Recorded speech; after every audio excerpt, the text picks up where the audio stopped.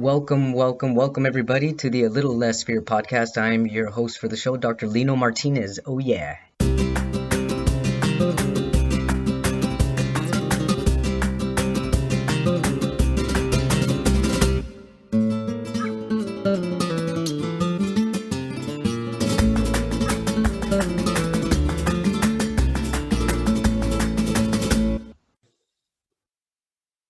Welcome back, everybody, to the Little Less Fear podcast. I'm your host, Dr. Lino Martinez. I'd like to introduce Dr. Doug Garland. We're going to be talking about the Tall Poppy syndrome. I had no idea what this was even all about. He briefly gave me a little synopsis about it, but I've got a lot of questions. But before I have any questions, I'm going to let him tell us, the audience, what is the Tall Poppy syndrome and how did you hear about it? Just give us a history on it.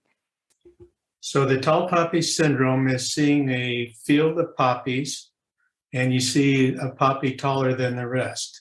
And the human tendency is to cut that poppy down so that all are equal. That's in essence, but of course it's a much more complex metaphor than that, but that's the first understanding you have to have. Now, in the English-speaking countries, the prevalence of the tall poppy syndrome lies in Australia. That was an egalitarian country founded on prisoners. That's where England sent their prisoners. That's how the country was founded. And it's because of that equity within the prison system that became the underlying culture of the country. And that country adheres to that to this day. So when I was doing my observational research on the tall poppy syndrome, it was based mostly in the English-speaking language on Australia and in the egalitarian countries of the Nordic, of Sweden, Finland, and Norway, because they're very egalitarian too. Now they actually have a law. They have the law of Jante, G-A-N-T-E. That is 10 commandments of how not to grow tall. So that's their pervasive culture as well, that you want to fit in with society. So I use those two extreme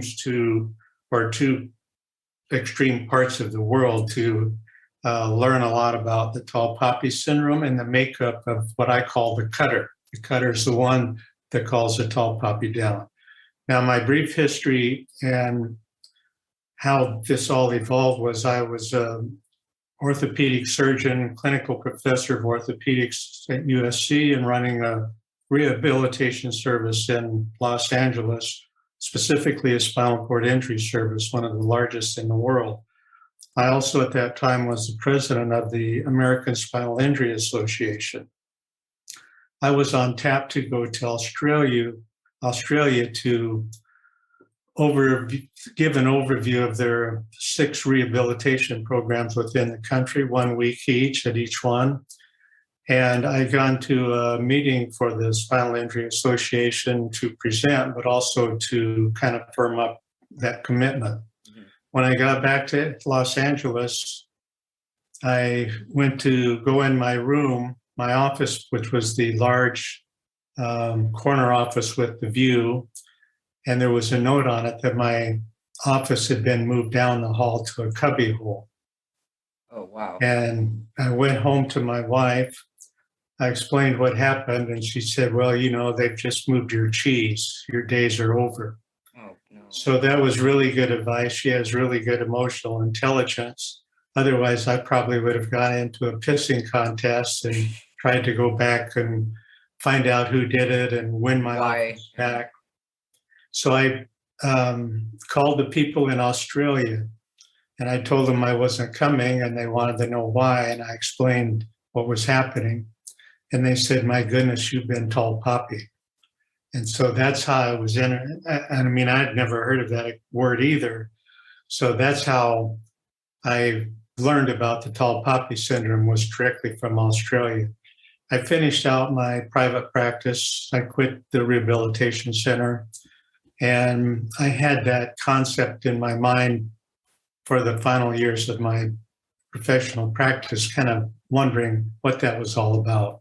So then when I retired, then I had time to research it. And we'll talk about what I found, but do you have any questions at this time specifically before we Well, go I remember further? watching a documentary, and I'm not sure if it was British history or Ireland history or Scottish history, but there was something along the lines of if somebody was taller than the king, they would chop his head off.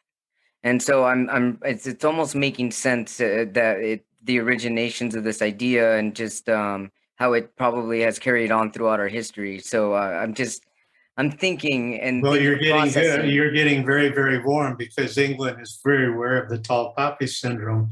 And of course, if you follow the kingdoms, think of Henry VIII, that's all he did was lop off the opposition's head. Mm-hmm. So all kingdoms do it. All the ism countries do it.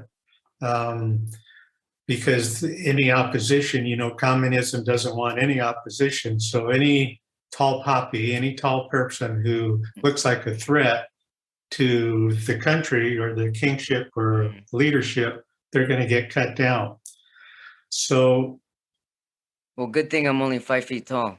I'm not much taller, but anyway, Holland's word for it is metaphor is the tall tree captures all the wind.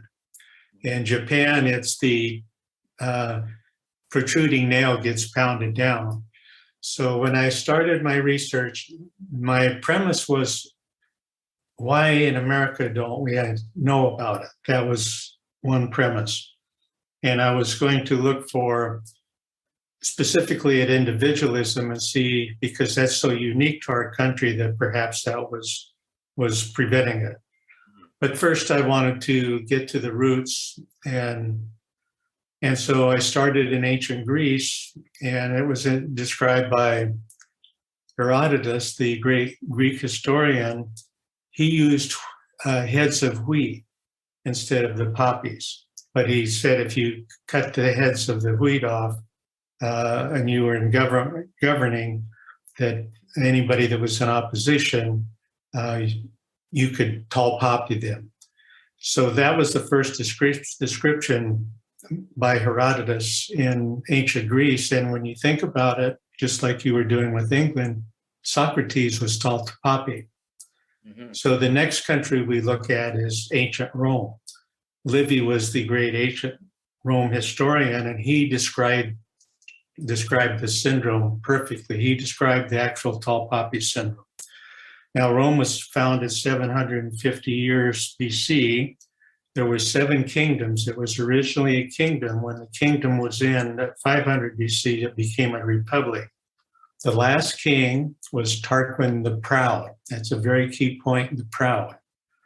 Tarquin killed all the other senators when he assumed the kingship. He actually killed the preceding king. He killed the other senators that voted against him.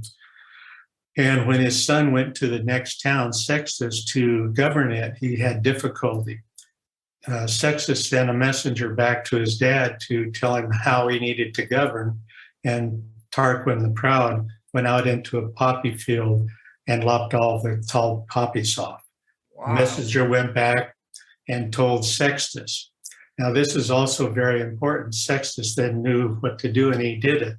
He also raped one of the citizens' wife, Lust, and the wife's husband was a soldier, and he joined forces with Brutus, not the Caesar Brutus, but everybody was named Brutus at that time.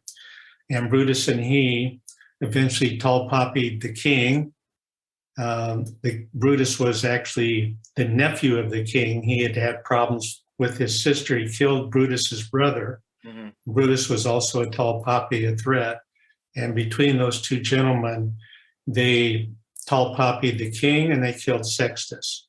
Mm-hmm. So that's a beautiful example of the tall poppy syndrome in ancient Rome. And then, of course, if you think about it, Caesar was tall poppied. So I looked through all countries, all periods of time, and I found the tall poppy syndrome everywhere. All cultures have it. They have words for it, or they have metaphors, but not America. So then I dived into an analysis of the Americas. So that's what we'll do now, if it's okay with you. It is, other thoughts are going through my head that there's other forms of this tall poppy, like narcissistic behaviors. Well, it's the narcissist that's going to be is going to be bad behavior, and the poppy, he's going to get cut. He or she's going to get cut down because of their bad behavior, and people feel they don't deserve their position in life. So you're right. The narcissist is frequently a tall poppy. He's also the one that gets cut down. Eventually. Yes. If you give them enough rope, they're going to cut themselves down. So I'm curious how you related this to you going from the beautiful office with the beautiful view to like the little corner. Like how were you tall poppied if you weren't being unless you were being a narcissistic and you weren't aware of it? I mean, I'm not. No, I was very aware of it the whole time I would practice there. I was in private practice, and the hospital I was at was a county facility in LA.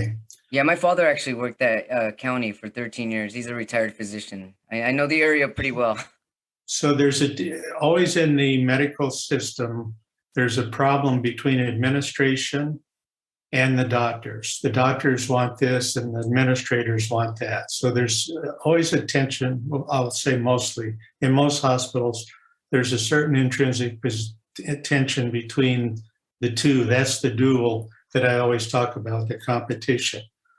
The worst problem was I was a volunteer. Oh, so wow. I wasn't on the payroll. I wasn't part of the county system. So if I really had no control over people, but because I think I was very good at the job, I published over 110 scientific peer-reviewed articles. I was a real expert in spinal cord injury and the care of the spinal cord injury patient. When I had my monthly conference, there were 30 physicians that attended, and almost all of them were county employees. Mm-hmm. They always, I was a volunteer. They were volunteering to come to my meeting because they knew I had the patient, was concerned for the patient's welfare. Mm-hmm. So that created actually another potential problem.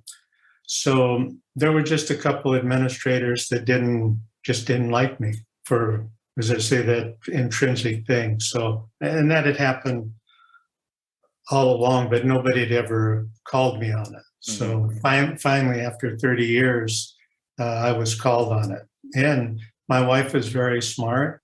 She told me what to do. I went in the next day, I put the key on the desk. I threw all my slides away, all the papers I had published, all the meetings that we had held. I mean, I put that county hospital on the map, helped put it on the map. And I showed them what it meant to me. It was volunteer work. It was not my vocation. And I threw it in a wastebasket and I left. And that was the end of it. But fortunately, because of my wife, as I said, I would have gotten into a big pissing contest about it. Oh yeah, so would I. Definitely. Yeah, right. So that's the normal reaction. And I also learned through all my research that there's a saying, if you seek revenge, dig two graves. Because as a revenger, you have to work harder at getting even than the person that started it. And that's going to end very poorly for you. Just like I have to write this down. If you seek revenge, dig two graves. Wow. Well, and the other saying is revenge is a dish best served cold, meaning that you need to, when it occurs to you, I mean, Will Smith would not be in the problem he's in if he would have just stepped back 2 seconds and not try to cut Chris Rock down. Right, definitely. Yeah, so that was pride. Will Smith had a lot of pride. He had anger, and then he sought revenge. And now those are part of the 7 deadly sins that you also talk about. So let me go. Can we talk about? So let me go into that. So when I analyzed the motives of the cutter and the cuttee, so in order for the tall poppy syndrome to occur, you have to have two people, duels, so to speak. You have to have somebody cut the tall poppy down. And the first thing I had to work through was that the tall poppy syndrome happens mostly to people that aren't tall poppies. So it happens in your family, it happens in your neighborhood, it happens in your school, and it happens in your place of work. And that's what I call the peer-to-peer tall poppy syndrome. And when we analyze that group of people, it's mostly driven by bad envy. You know, envy is divided into two groups. Good envy is emulation.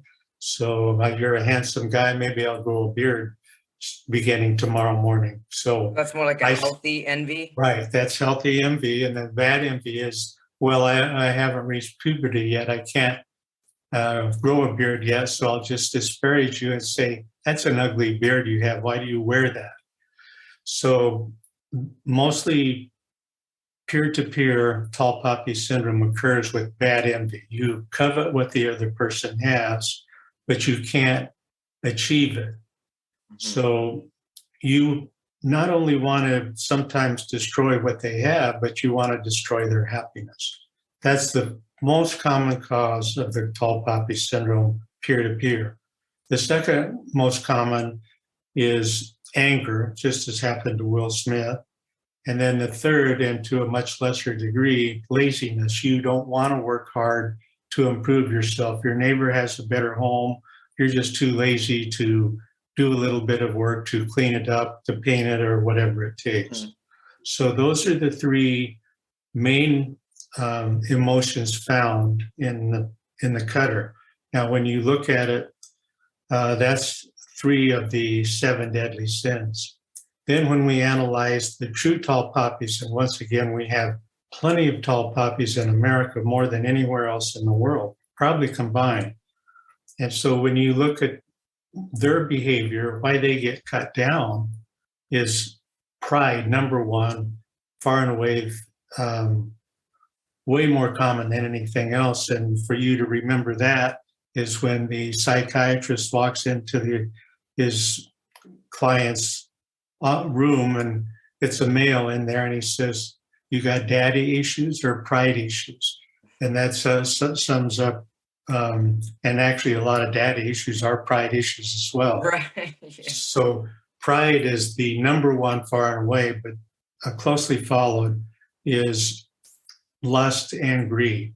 So that's 3 more of the 7 deadly sins. So within my metaphor of the tall poppy syndrome, it's driven by the 7 deadly sins. And the only one we didn't mention is gluttony. And so that's a handle for people to remember, one, what the tall poppy syndrome is, and the emotions that drive it. And if you're observing it, just like I did on Will Smith, you then have to reflect on those 7 deadly sins and then think, well, what's my own bias in it? So I don't know if it was 50-50, but there were people, I thought Will Smith was completely wrong.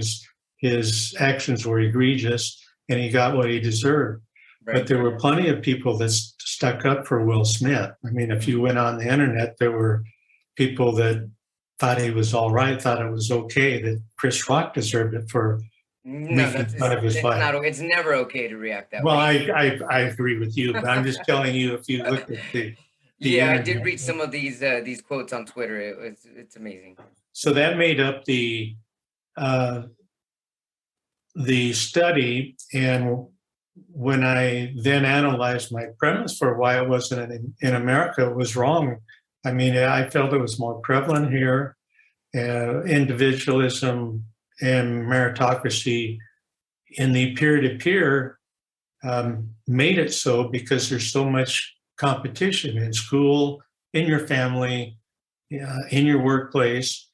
And then the other 7 for the public, where we have so many tall poppies here, so especially Hollywood, which kind of is a narcissistic society as far as I'm concerned. Yes. So we have so many tall poppies here, so of course it's going to be common here. So I concluded that it was more common in America than it was the rest of the world, and it was my job to tell everybody that.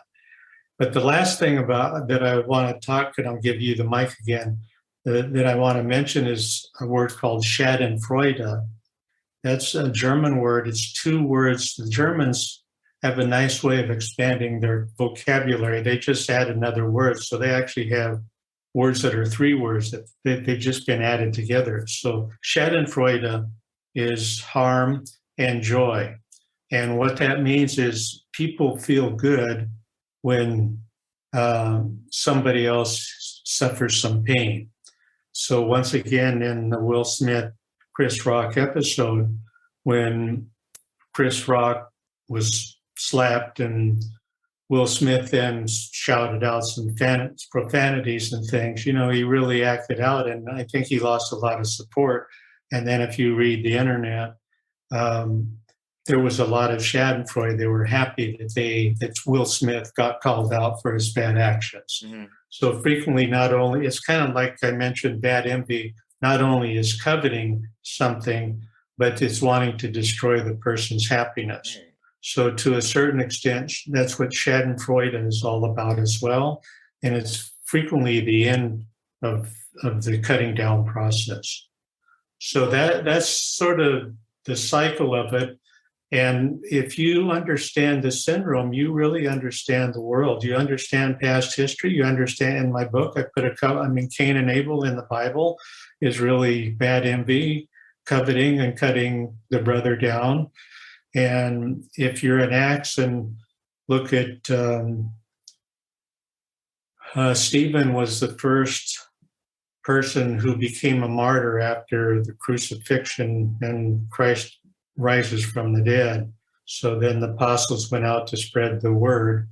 And Stephen is stoned to death. He was preaching about Christ, and of course they thought that was blasphemy, and so they stoned him to death.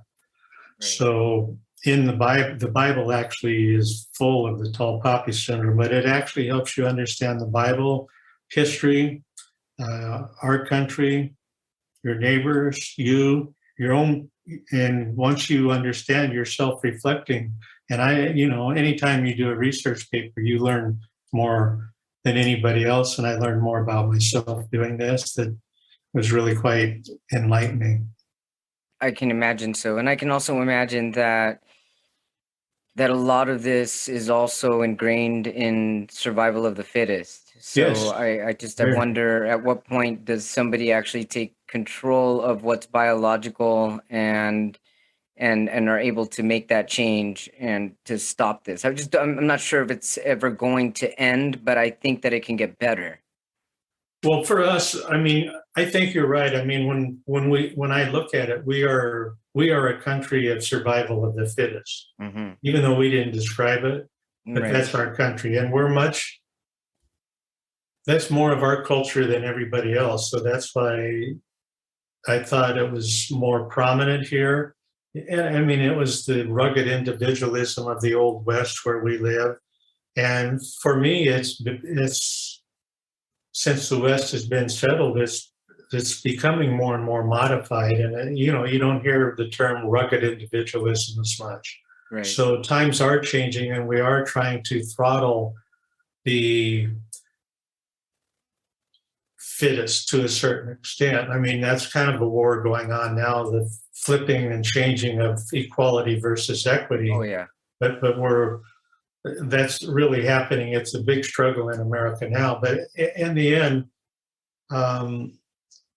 all this cancel culture, I think it's not good. We need heroes. Heroes are what drives the world. Yeah. We wouldn't advance without tall poppies.